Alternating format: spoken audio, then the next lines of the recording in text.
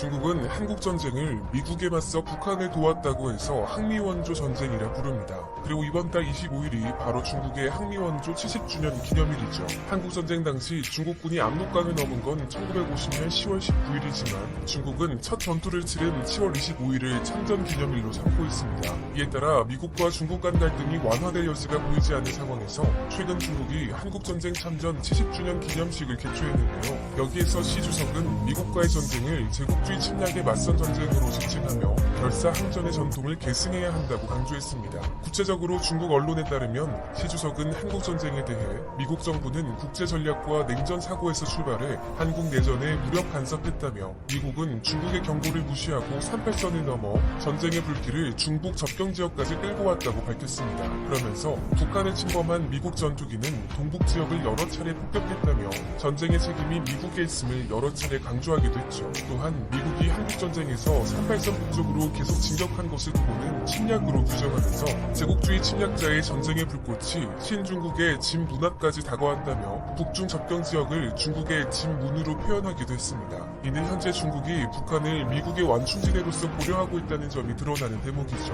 한편 이 자리에서 시 주석은 북한과의 끈끈함에 대해서도 빼놓지 않았는데요. 중국은 국가 안보가 심각한 위협을 받자 북한의 요청에 응해 항미원조를 하기로 결정했다면서 중국 지원군은 북한 전장에 들어갔고 이는 정의로운 행동이었다고 힘주어 말한 것입니다. 그러면서 당시 중국과 미국의 국력은 큰 차이가 났지만 중국 지원군은 북한군과 힘을 합쳐 5차례 전투를 치렀다며 북한과 중국이 힘을 합쳐 미군을 물리친 사례를 특별히 언급하기도 했죠. 결국 이는 현재 중국이 트럼프 행정부와의 갈등이 지속되는 상황에서 미국으로 인해 완화되지 않도록 민족주의를 강조하는 행보로 볼 수 있는데요. 더욱이 이러한 중국의 한국전쟁 70주년 띄우기 움직임은 이번 해 들어 더욱 강조되는 형국입니다. 실제로 지난 19일 중국 당국은 베이징에 위치한 인민혁명 군사박물관에서 항미원조 70주년 전시회를 개막했고 이 자리에 웬만한 중국 정부의 고위 당국자들은 모두 참석하기도 했죠. 특히 시 주석은 물론이거니와 리커창 총리와 리잔슈 전국인민대표회의 상무위원장 등 중국 지도부의 서열 1, 2, 3위가 모두 참석해 행사 분위기를 고조시켰습니다. 물론 다른 정치국 상무위원도 전원 참석했고 보이지 않는 곳에서 최근 전 보좌진의 비리 문제가 불거져 낙마설이 돌았던 왕치산 국가부주석까지 모습을 드러냈습니다. 이렇게 중국 최고 지도부가 회의 속상이 아닌 행사장에 총출동하는 것은 역사적으로 볼 때도 굉장히 이례적인 일인데요. 정치인의 입김이 강한 공산주의 특성상 지도부가 단체로 모습을 보이는 것은 정치적인 목적이 있을 수밖에 없습니다. 그리고 이들이 모인 곳은 다름 아닌 한국전쟁을 다루는 곳이었기 때문에 13억 중국 시민들에게 한국전쟁을 띄우려는 의도를 가지고 있다는 것을 유추할 수 있죠. 실제로 이러한 의도는 시 주석의 연설문에서도 잘 드러나는데요. 개막식에서 시 주석은 70년 전 평화를 지키고 침략에 맞서기 위해 중국 공산당과 정부는 역사적인 결정을 내렸다면서 한국전쟁 참전이 정당한 결정이었음을 힘주어 말한 것입니다. 또한 중국 인민지원군이 항미원조 전쟁에서 위대한 승리를 거뒀다고 표현하면서 정의의 승리,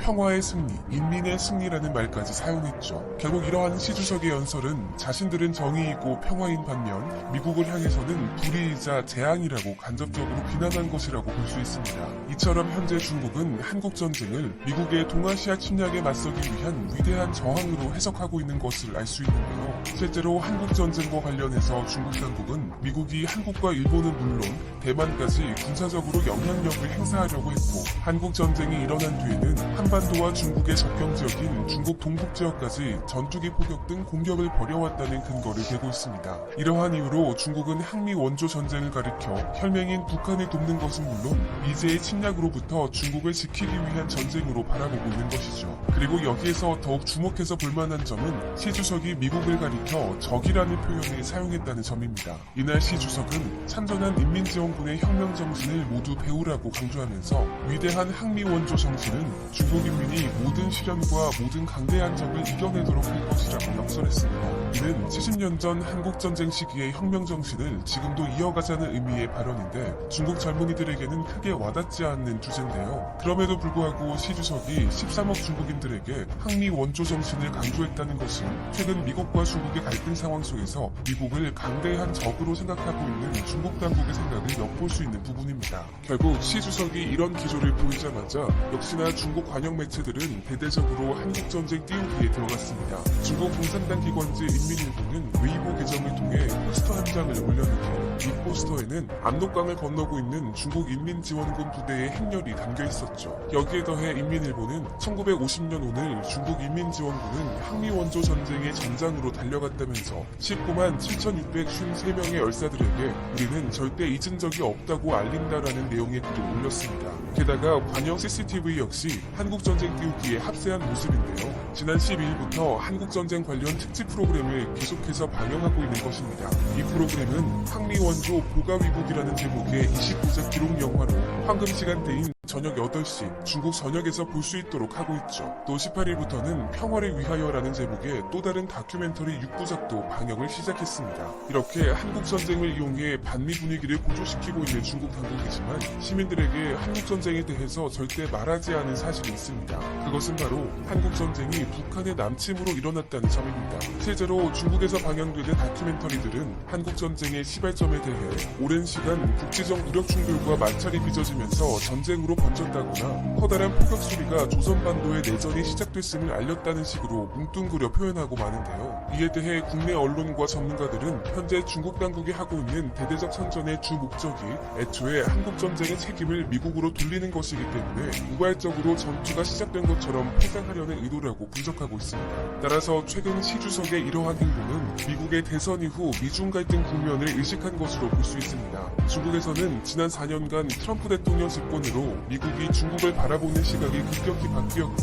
이번 대선에서 바이든 후보가 당선된다고 하더라도 이런 기조가 크게 달라지지 않을 것이라는 위기의식을 갖고 있죠. 결국 현재 중국에서 진행되고 있는 한국전쟁 띄우기 프로젝트는 트럼프의 아메리카 퍼스트 전략을 그대로 가져와 중국 국내적으로는 애국주의 전략을 고취시키면서 대외적으로는 반미 전선을 결집시키는 두 마리 토끼를 잡으려는 의도가 숨겨져 있다고 할 수 있습니다. 한편 여기에 북한 김정은 국무위원장이 곧바로 호응했는데요. 23일 북한 노동당 기관지 노동신문에 따르면 김 위원장이 평안남도 회창군에 있는 중국 인민지원군 열사 능원에 참배했다는 소식을 전한 것입니다. 이날 김 위원장은 중국 인민지원군 열사 능원에서 한국전쟁에 참전했다가 전사한 마오쩌둥 전 주석의 장남 마오아닝의 묘에 헌화하면서 중국과의 동질감을 극대화시켰습니다. 마오아닝은 한국전쟁에 참전한 뒤 불과 한 달 만인 1950년 11월 25일 미군의 폭격으로 28세의 나이로 전사한 인물이죠. 중국 공산당의 아버지로 불리는 마오쩌둥의 아들임에도 마오아닝은 다른 중국군 전사자와 함께